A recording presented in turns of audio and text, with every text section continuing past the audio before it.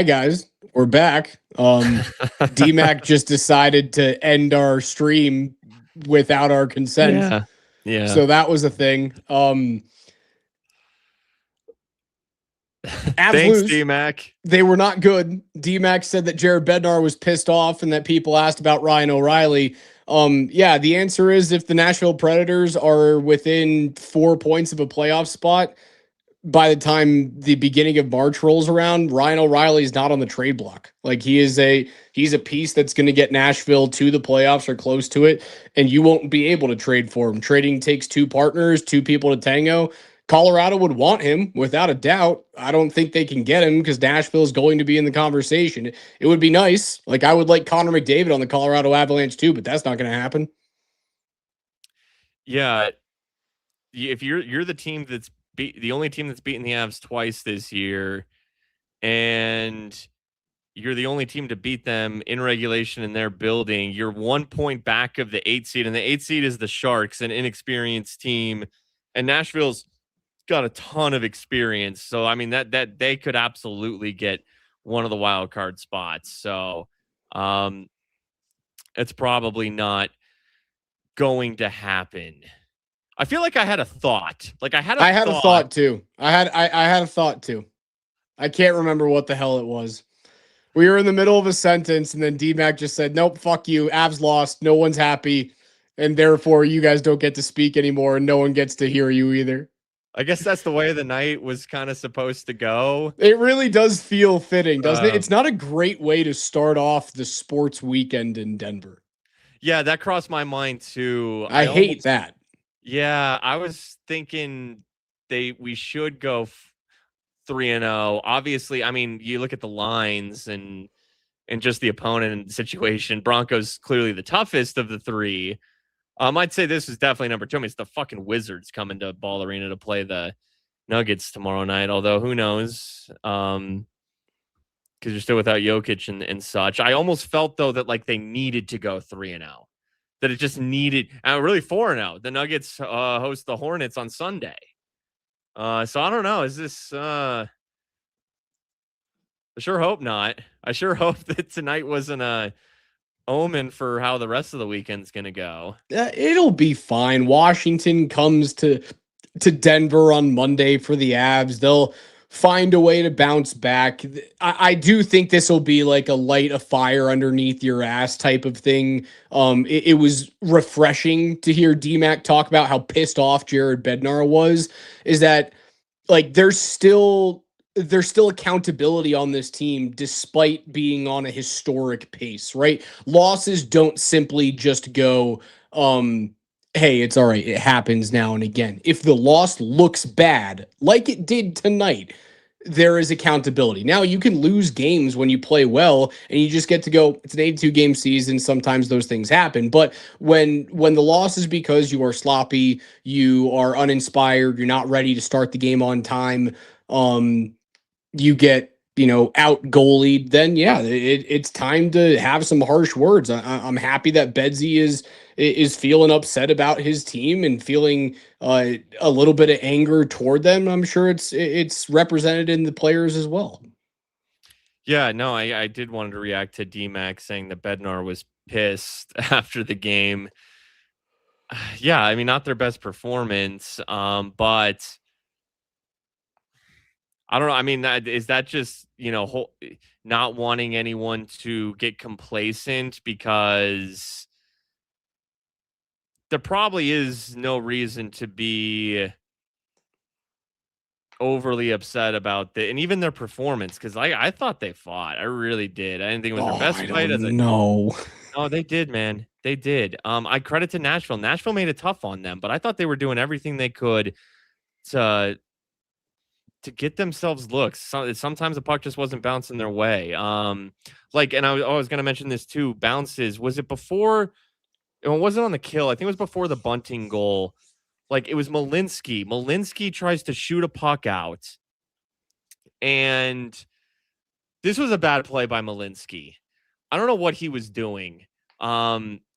He didn't put like any pace on it at all, and it just goes right up the board to a Preds player. And it's like, okay, That's a terrible clearance. It was just a terrible clearance by Malinsky. And then a few moments later, Drury kind of has... It was on the it was right before the power play goal. There were two failed clearances on the power play. The puck ends up going to Forsberg. He scores. It was both on the power play. It was both on the power play goal. Okay, yeah. And then Drury had this, man, I thought he had it on his blade and it just bounced over his stick. And then, yeah, the next thing you know, they score. Look, Drury and Malinsky have been good all year, and it was just the sequence. So, you know, I think Bednar is really just sending a message that he's sending the message that the reason why you were 19-0-3 at home, the reason why you were the #1 penalty kill in the National Hockey League is because of attention to detail, is because you are ready to go every single night without relent. Right? That is what the message is. It is. It's not, you're not 19-0-3 at home just because you're fucking better than everyone else. You're 19-0-3 at home going into this game because you're better than everyone else and you're ready to go on time seemingly every game. You are, even when you're up by 3, 4, 5 goals, you're diving to block shots. When you feel like you're out of games, when you're down by 2 goals halfway through the second period, you as a group know that if you continue doing the right things, the bounces are going to go your way. You've got elite players. They're going to score. You're going to find a way to get a point, if not 2. Like, that is the message that Bednar is putting through. It's not, hey, you guys have been great. Sometimes things go bad. It's, you guys have been great. He's not going to do that. He's not. You guys have been great for a reason. And you got away from it tonight. Yeah, which is why he's upset tonight, because he's not going to do that. Even though that's the truth. The truth is that, you know, yeah, they didn't play their best tonight, but they're having a great season. And I thought they gave themselves again a chance tonight, even despite their best. And then, you know, D-Mac brought up, you know, again with the Bardakov call, they call it a 5-minute major just because the dude's down. That's all. That's the only, and that kind of sucks that you can just be like, oh, dude's down. 5-minute major. Well, if it's a major penalty, then it's because it's against the board. So what are you calling that, boarding? You calling that boarding? So then you're able to just go back and look at it and say, well, it's actually just interference. It was weird, Spring. It was a weird situation. So it's like they made up an interference call. That's what they did. They created an interference call out of thin air because they couldn't call boarding because it wasn't boarding. It wasn't head contact. Okay, well, it's interference, and we feel like we have to call something because we called a 5-minute major because dude was hurt. I agree. Didn't blow a whistle immediately. If you blew the whistle immediately and then called a 5-minute major, then maybe I could even live with going with interference. I didn't hear a single whistle at all. There was actually no whistle on the play. The play was actually continuing, and then they kind of stopped because they all realized Haller was down. You know what I would have been fine with is if they called it boarding. If they just went, hey, we thought it was a boarding call, and we called it a 5-minute major because we either thought that Bardakov left his feet or that he hit Haller in the head. And then they went, it wasn't 5 minutes, but we were originally calling it boarding. 4-5, and we're going to move it to a 2-minute board. Sure. Like, I would have been okay with that, right? I would have been totally fine with that type of explanation. That rule is not put in place to go, okay, let's figure out how to make this a penalty. That's not why the rule is put in place. The rule is put in place so that you can go back and try and figure out that if you missed an egregious head contact or a guy leaving his feet or actively going out and trying to hit someone with intent to injure them, that's the reason why that rule is in place. It's not hit looks violent, therefore we need to figure out a way to penalize it. That's not the reason for the rule. And I completely agree with you there that they just went interference. And it did. It didn't change the game. It ended it. Really, it was a 5-minute major, and it wasn't even a reaction to the hit. It was a reaction to seeing him down on the ice, where they go, 5-minute major. Right, and I'm okay with that. And then on review, they go, interference. Right, I'm okay with them going, oh no, someone's injured. We need to look at a play that just happened. This could have been a 5-minute major. you have to have the ability to go, the player got hurt, but there was nothing nefarious about the Exactly. play. It was a half a second after the puck left the stick, which happens a million times in a hockey game from the time you are 12 years old until you're in the NHL. It happens a million No, times. it's It was actually shoulder to it's a hit that shoulder. yeah, it's a legal hit. And It was it a wasn't legal hit. forceful. Like, it wasn't a huge collision. It was a run-of-the-mill body check, man. Yep. To the shoulder. Like, if it was to the back, yeah, call boarding. It wasn't. It was to his side. It was actually a really good job of Bartikov to finish his check and to make sure that Haula was turned to him and Right. not hitting him from behind. It was actually a Right. perfect hit, and it was not interference. Especially for a game in which nothing was really called. Why do it then? Yeah. Yeah, because he was down and hurt. That's why. It was all because, which then everyone should do that. Then if you sustain don't bring a big that hit, into this game. Don't bring that into this game.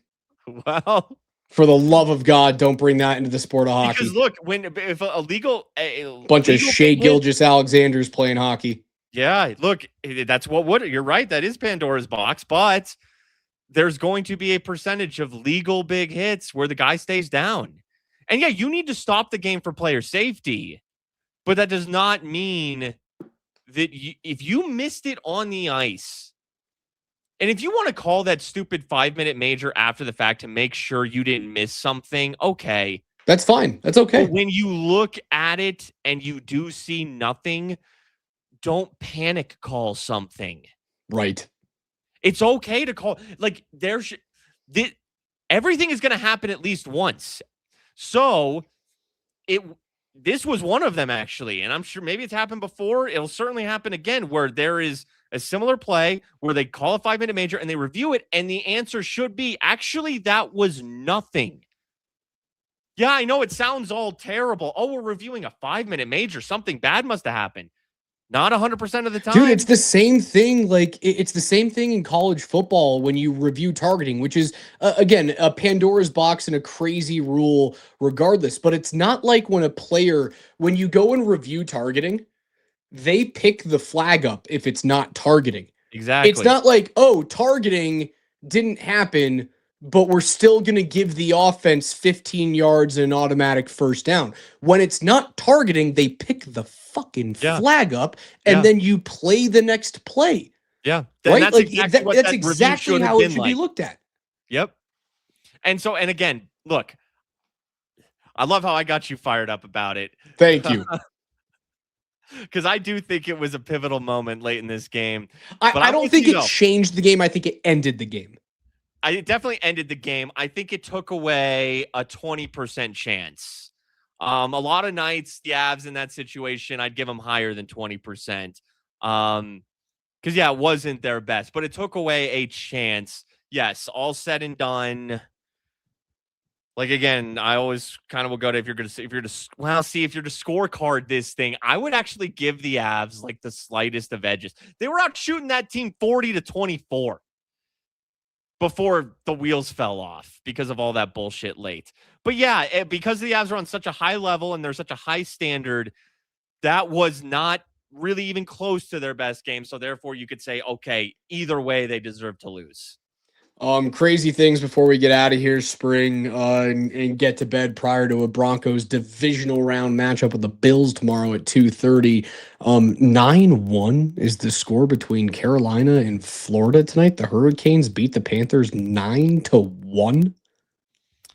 Yeah. Florida got Colorado recently, but you're going to be more upper mid when you're without your two stars, and when you're upper mid, this happens.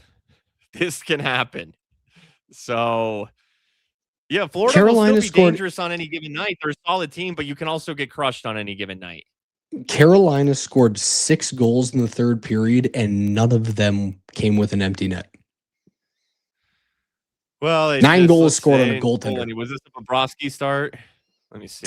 This was to the Wolves, whoever it was. This was a Bobrovsky start. They just fed him to the Wolves. Oh my goodness. They kept him in for all 9 of those things? Yeah, I guess when it's all in the third period too, you're like, what's the point of pulling Right. him? We only got a Right. few I minutes suppose left anyways. Maurice looks And at Florida Bob and plays goes, tomorrow dude, like, you're night, going to be so. fine. That's probably it. That And Florida crazy plays result. tomorrow night, so Yeah, you don't want to gas Tarasov for tomorrow night's start. Makes sense. Makes sense. exactly. Why even give him a few more minutes? Yeah. All right, Spring, let's get out of here. Avs don't play until Monday afternoon against Washington Capitals. That'll be fun to see Alexander Ovechkin in town. If you want to go, I mean, I'll be producing Kreckman and Lindahl, and then I have the Blitz. So if you want to go solo for that, be my guest. All right, or maybe I'll we let could you do guys one know. after the Blitz. We'll figure it out. We'll figure it out. Yeah, it's there's a chance that's the last opportunity for Avs fans to see Alex Ovechkin in Colorado. I think he might stay and try and get to 1,000 goals, but that feels like he has to play another like 2 or 3 years, and that feels very long for him. So anytime that like Ovi's in town, I would say go get a ticket because you're watching possibly the last in-person opportunity to see the greatest goal scorer in the history of the game. So if you can get there, get there. Is my plea to all of you. All right, Avs lose. It was boring. It was uninspired. Way she goes. They'll bounce back on Monday, hopefully. For Spring, for DMAC, killing our first stream. I'm Raj. Go Broncos. What's going to happen tomorrow? Yeah. I got Denver 24-21 with a 37-yard Big Nuts Lutz field goal to win it. Yeah, I got Broncos 27-21. It should be a great game. Josh Allen's not going to go down. This Broncos team is tough at home, or go down easy. So, yeah. All right, people. We'll see you guys later. Go Broncos. Peace.